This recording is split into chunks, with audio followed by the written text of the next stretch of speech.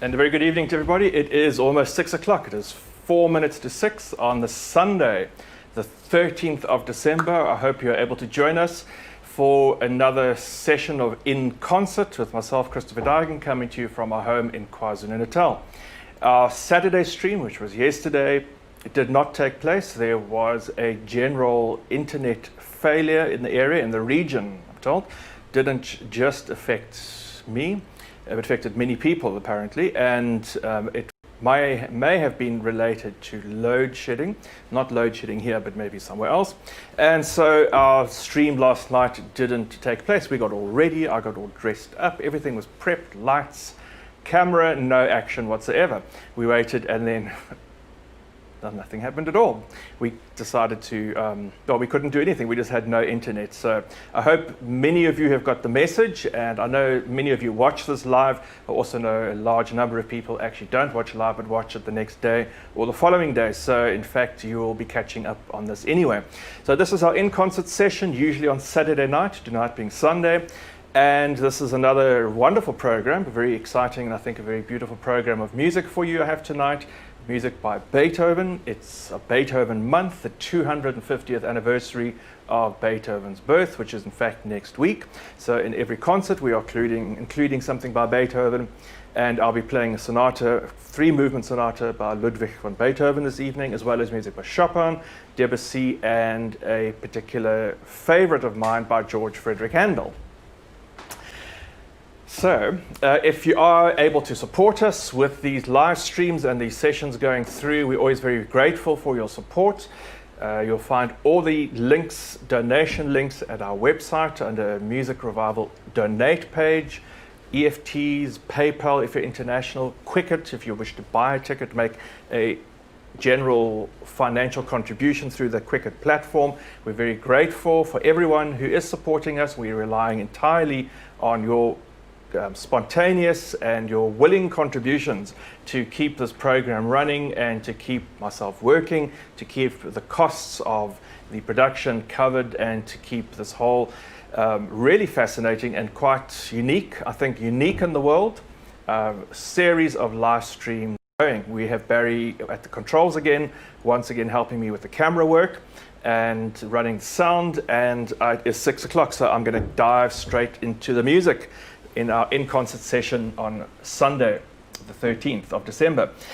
I'm going to start off with a composition that I've played many times before, the Chaconne by George Frederick Handel. I love this piece of music, and I know many, many people are really excited to hear it, should I say.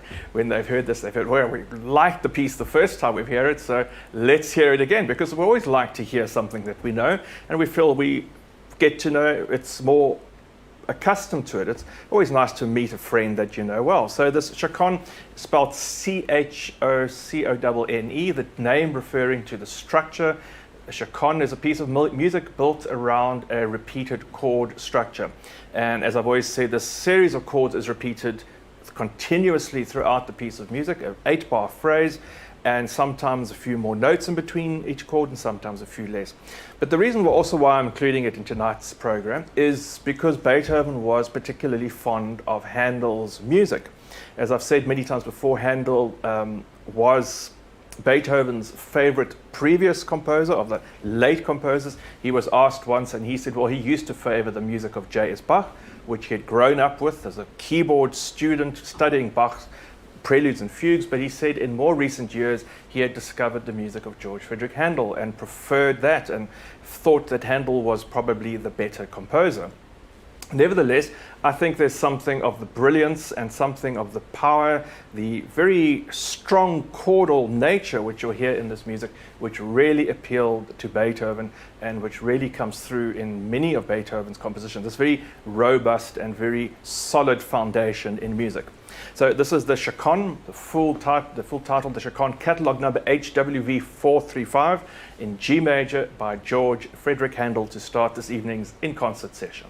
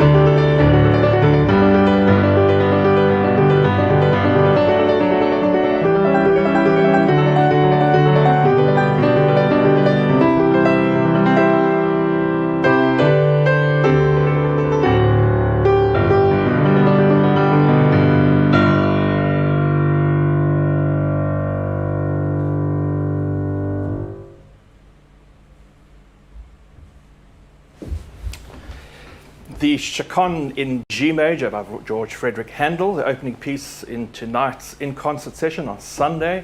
After our stream was delayed yesterday from Saturday to Sunday evenings, Christopher Duigan coming to you from KwaZulu-Natal, my home, and that opened this evening's program.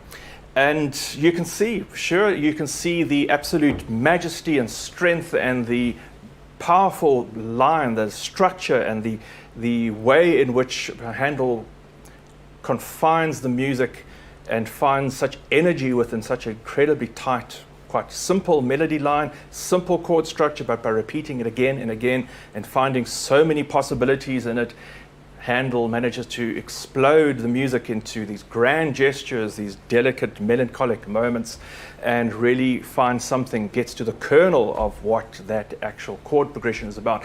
And if you know Beethoven's music, especially some of his later compositions, you'll see exactly those same structures and the same elements, that idea of really getting to the essence and the kernel of a musical shape like that. So that leads me on to the main work, the main composition in this evening's program, which is the Sonata Opus 10, number 2 by Ludwig van Beethoven. So this is an early work. We are celebrating Beethoven's birth next week, so I am focusing on really much of the youthful works in Beethoven's output. And this sonata, Beethoven writes 3 sonatas under the Opus of 10, Opus 10 number 1, number 2, and number 3. And you see really 3 very different pieces. And this Opus 10 Sonata number 2 is an F major in 3 movements. And I'm particularly fond of the piece. I think it has a great sense of charm, a great sense of lightness and brilliance. You certainly see the influence of his teacher, Joseph Haydn, in the last movement, which is very jovial, like it seems like a whole lot of people getting together, sitting around a table and singing songs while they drink beer. It's a very happy and jovial atmosphere. The first movement in this piece of music has a great sense of exuberance and a lightness and a joking playfulness to it as well. And the second movement in between is not quite the usual slow movement. It's somehow a combination of the trio, the lightness of a minuet and trio that Beethoven might include, but at the same time there's a certain drawn and a certain elongated lyricism, you might say, which for me foreshadows some of the music of his later contemporary Schubert. So all in all, they're 3 very contrasted movements. They do show us this idea of balance, of structure, of elements of wit and lightness, classical design, restraint. But at the same time, there's certainly an element of Beethoven's kind of foot-stomping enthusiasm, as I say, especially in the last movement. He's really getting into the swing of things, with really getting the rhythm and the drive of the music going.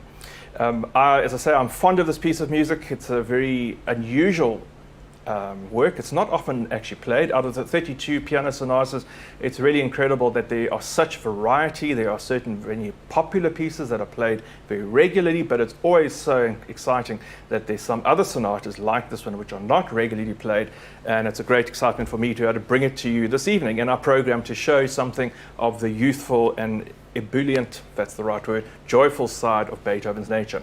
So this is the sonata in F major in 3 movements, Opus 10, number 2 by Ludwig van Beethoven.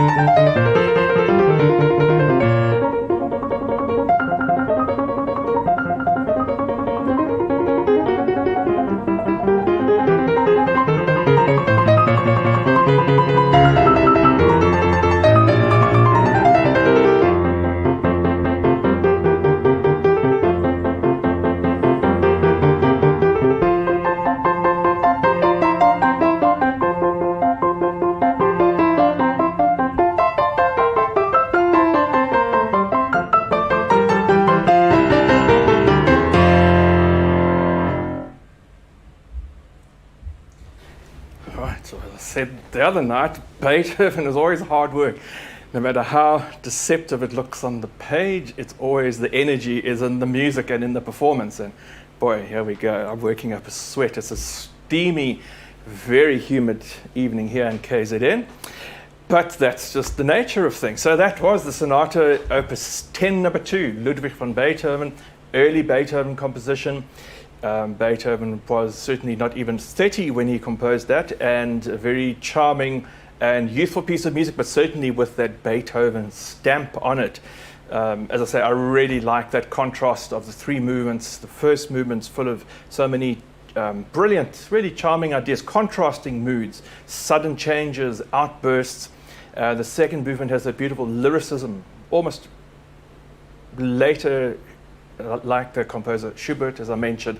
But the last movement has that great, let's all just get together and drink some beer and be happy around the table, which is a very good sentiment for us at the moment, for everyone. For those of you living in South Africa, I'm sure you know they will be coming up for a presidential address this evening at 8 p.m. So we'll be finished by then, pretty sure. I'm going to move on to 2 compositions which I'm going to present as a pair.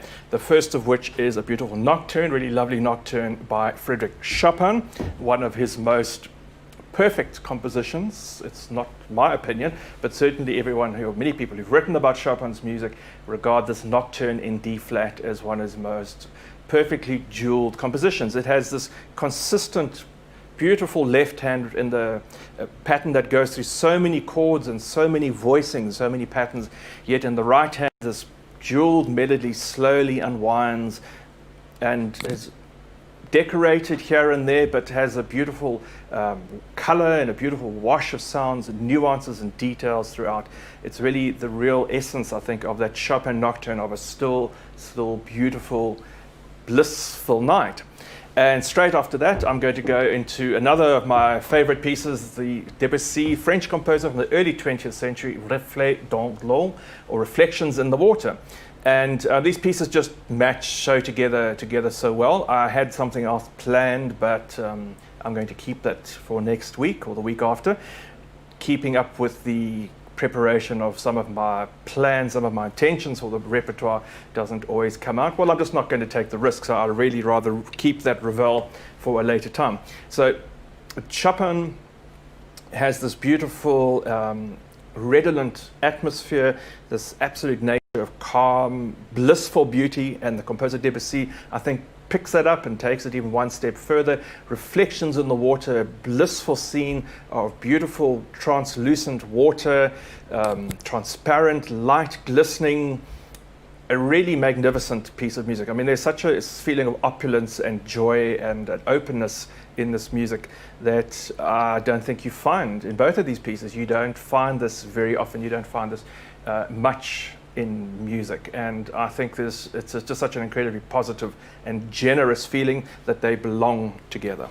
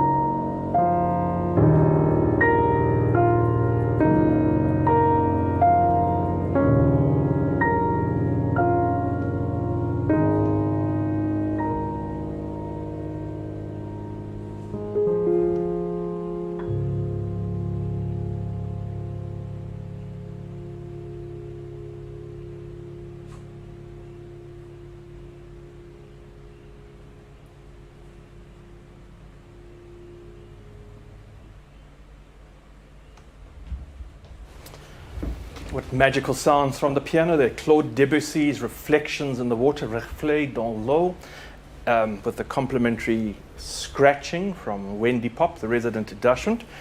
And before that, the Nocturne Opus 27, number 2 by Frédéric Chopin, one of Chopin's beautiful, incredible nocturnes, and really such a jeweled piece, so many complex details, in fact sometimes too many complex details for me to take care of and to notice in all of this.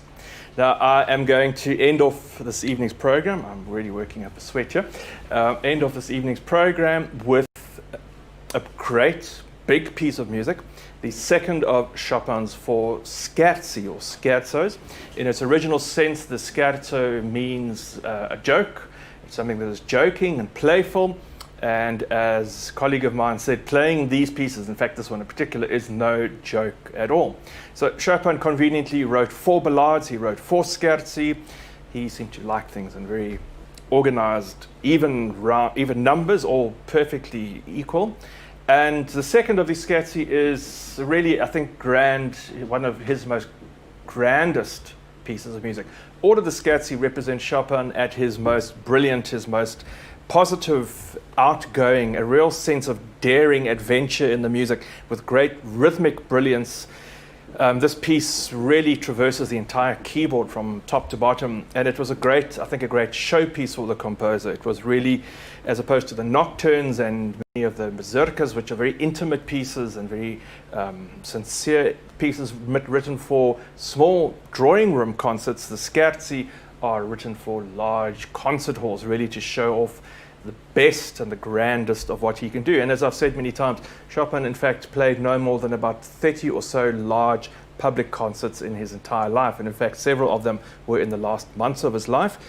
Right after his first debuts and his first performances in Germany and in France and the halls of Paris, it was noted that his playing was very delicate, was very beautifully nuanced, but it wasn't suited to the large concert halls of the day. Playing to hundreds of people was not something that his music transferred very well to. It was rather suited to the drawing rooms, intimate gatherings of small numbers of 20 and 30 people, and that's really where he made his career and really made his music. That's really where so much of his music is written for. But not this piece. This is the Scherzo number 2 in B flat minor. It's, as I say, has this very questioning, teasing almost. There's a darkness, there's a teasing darkness about the music in the beginning that explodes into great flourishes, great broad melodic lines. And in the middle section, a more restrained hymn-like passage which repeats itself again and again until this contrast between these two elements growing and growing, and it explodes into the most incredible brilliance and ends with the most exciting coda to really one of the most exciting pieces to play at the end. If I can play all the right notes, let's see how it's going to go. If I can get all the right notes in this evening and not take too much of a mess. Wendy Pop's coming back to give me, no, Wendy Pop's leaving. I thought she was coming to give me support. Right, she's had enough of this. So this is the Scherzo number 2 in B flat minor by Frédéric Chopin.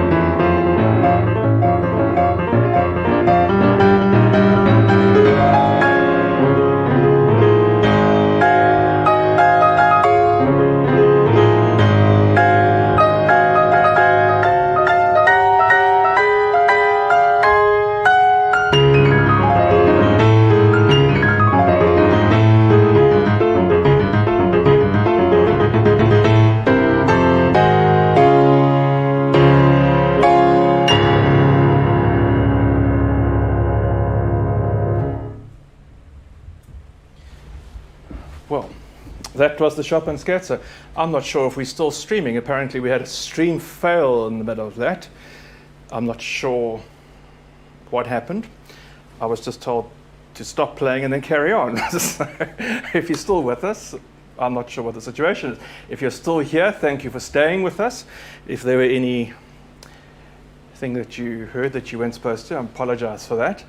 And that was the Chopin Scherzo number 2, the brilliant Scherzo number 2. Quite a piece of music, as I said. A colleague of mine said, a joking piece, but certainly no joke to play.